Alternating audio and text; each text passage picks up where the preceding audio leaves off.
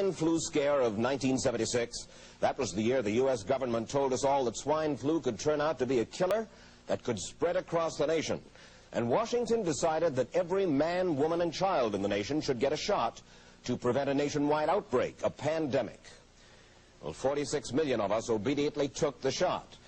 And now 4,000 Americans are claiming damages from Uncle Sam amounting to $3.5 billion because of what happened when they took that shot.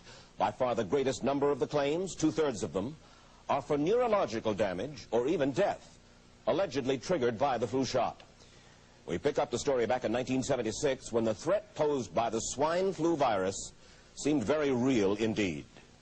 This virus was the cause of a pandemic in 1918 and 1919 that resulted in over 500,000 deaths in the United States, as well as 20 million deaths around the world.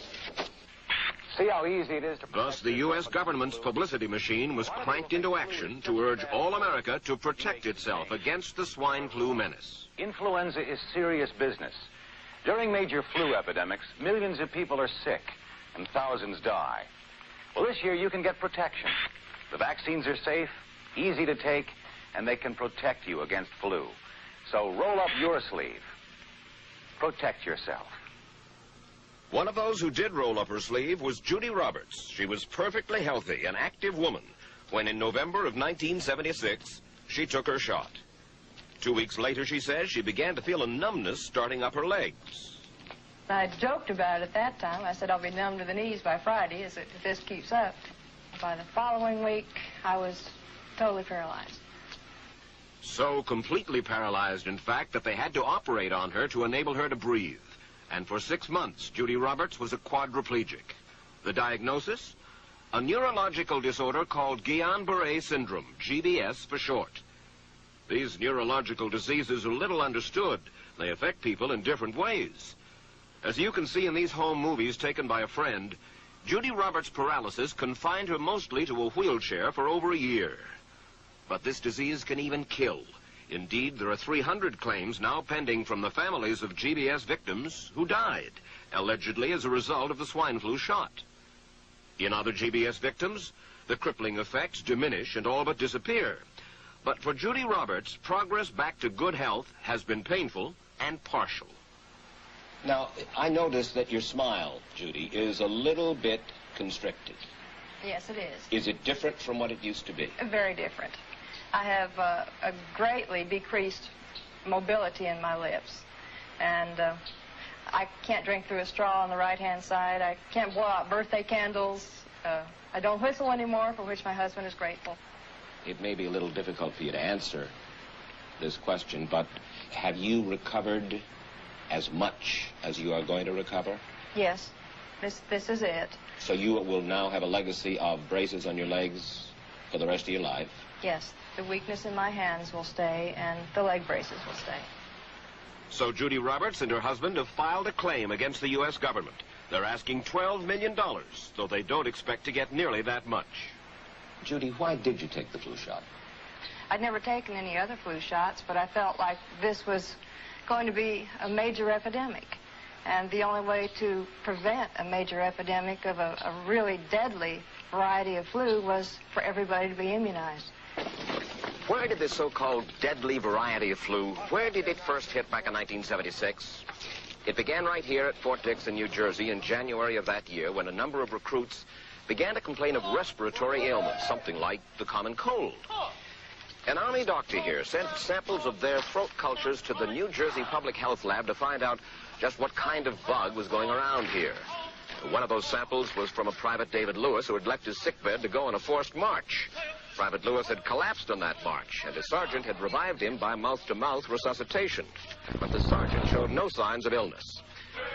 A few days later, Private Lewis died. If this disease is so potentially fatal that it's going to kill a young, healthy man, a middle-aged school teacher doesn't have prayer.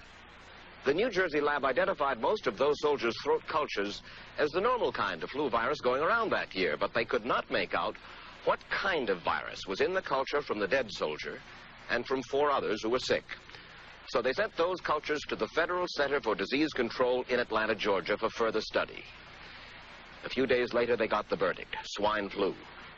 But that much publicized outbreak of swine flu at Fort Dix involved only Private Lewis, who died, and those 4 other soldiers who recovered completely without the swine flu shot. If I had known at that time that the boy had been in a sick bed, got up, went out on a forced march, and then collapsed and died, I would never have taken the shot. The rationale for our recommendation was not on the basis of the death of a single individual, but it was on the basis that when we do see a change in the characteristics of the influenza virus, it is a massive public health problem in this country. Dr. David Senser, then head of the CDC, the Center for Disease Control in Atlanta, is now in private industry. He devised the swine flu program, and he pushed it. You began to give flu shots to the American people in October of '76. October 1st. By that time, how many cases of swine flu around the world had been reported? There had been several reported, but none confirmed. There had been cases in Australia that were reported by the press, by the news media. There were cases in... None confirmed. Did you ever uncover any other outbreaks of swine flu anywhere in the world? No. Now, nearly everyone was to receive the shot in a public health facility where a doctor might not be present. Therefore, it was up to the CDC to come up with some kind of official consent form, giving the public all the information it needed about the swine flu shot. This form stated that the swine flu vaccine had been tested. What it didn't say was that after those tests were completed, the scientists developed another vaccine, and that was the one given to most of the 46 million who took the shot. That vaccine was called X53A. Was X53A ever field tested? I can't say. I would have to... It wasn't. I don't know. Well, I would think that you're in charge of the program. I would have to check the records. I haven't looked at this in some time. The information form, the consent form, was also supposed to warn people about any risks of serious complications following the shot. But did it? No, I had never heard of any reactions other than a sore arm, fever, this sort of thing. Judy Roberts' husband, Gene, also took the shot. Yes, I looked at that document. I signed it. Nothing on there said I was going to have a heart attack or I can get Guillain-Barré, which I never heard of. What if people from the government, from the Center for Disease Control, what if they had indeed known about it? What would be your feeling? They should have told us. Did anyone ever come to you and say, you know something, fellas? There's the possibility of neurological damage if you get into a mass immunization program? No. No one ever did? No. Do you know Michael Hatwick? Yes. Dr. Michael Hatwick directed the surveillance team for the swine flu program at the CDC. His job was to find out what possible complications could arise from taking the shot and to report his findings to those in charge. Did you know ahead of time, Dr. Hatwick, that there had been case reports of neurological disorders, neurological illness, apparently associated with the injection of influenza vaccine? Absolutely. How'd you know that? By review of the literature. So you told your superiors, the men in charge of the swine flu immunization program, about the possibility of neurological disorders? Absolutely. What would you say if I told you that your superiors say that you never told them about the possibility of neurological complications? That's nonsense.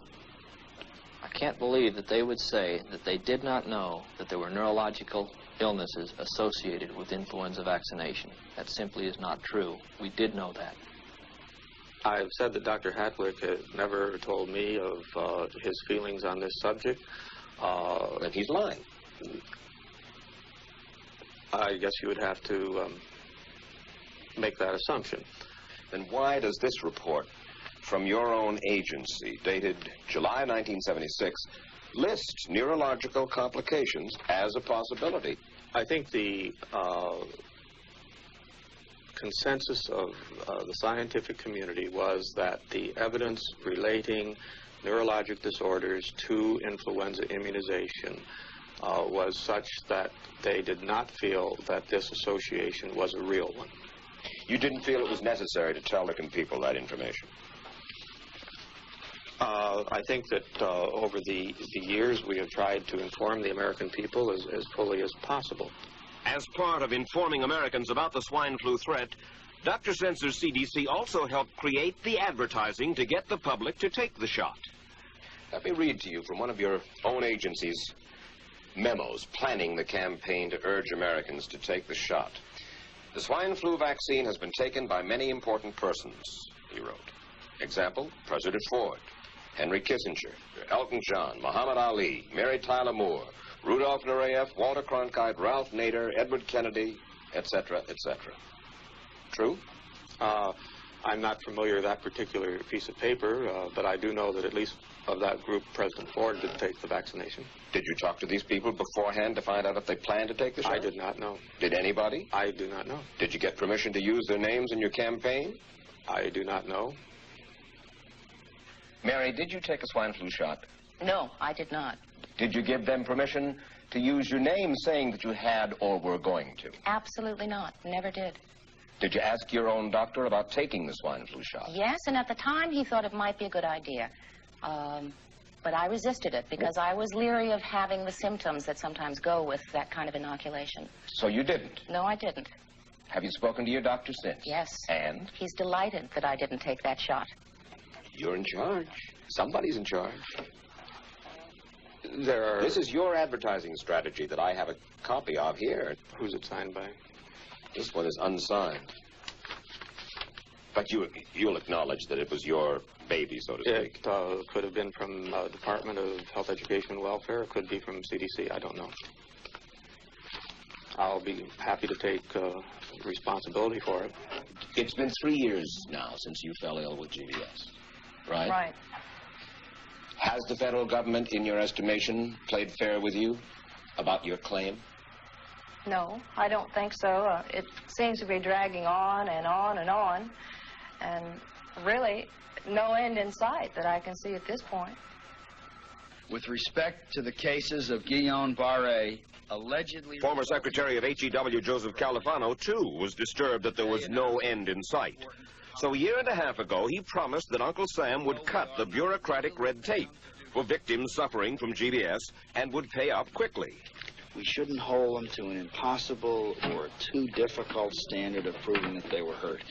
Even if we pay a few people a few $1,000s that might not have deserved it, I think justice requires that we promptly pay those people who do deserve it. Who's making the decision to be so hard-nosed about settling?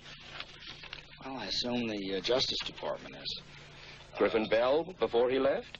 Well, the Justice Department agreed to the statement I made. It was cleared word for word with the lawyers in the Justice Department by my HEW lawyers. And that statement said, in effect? That statement said that we should pay Guillain-Barré claims without regard to whether the federal government was negligent if they resulted from the swine flu shot. I think the government knows it's wrong. If it drags out long enough, that people will just give up.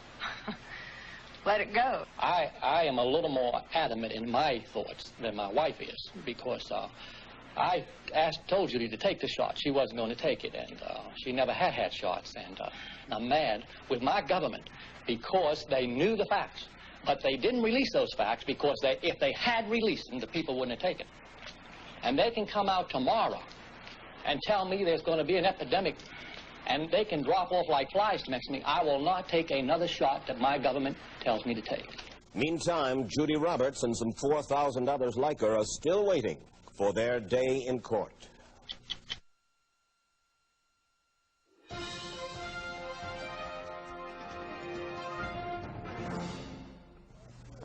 I don't need another flu shot. I had a flu shot last year. A swine flu epidemic may be coming. Swine flu shot? Well, I don't know. I've been thinking about it. It could make you very sick. Swine flu? Man, I'm too fast today to catch me. You'll want to be protected. I'm the healthiest 55-year-old you've ever seen. Hey, I play golf every weekend. Get a shot of protection. The swine flu shot. Joe brought it home from the office. He gave it to Betty and one of his kids and to Betty's mother. But Betty's mother went back to California the next day. On her way to the airport, she gave it to a cab driver, a ticket agent, and one of the charming stewardesses. At school, Joe's kid gave it to some other kids, and Mrs. Merrill got it and gave it to her husband. In California, Betty's mother gave it to her best friend, Dottie. But Dottie had a heart condition and she died. But before she died, Dottie gave it to her girlfriend, the mailman, the paper boy, and the vet when she went to pick up her chihuahua. If a swine flu epidemic comes, this is how it could spread. You'll want to be protected, especially if you're elderly or chronically ill. Get a shot of protection, the swine flu shot.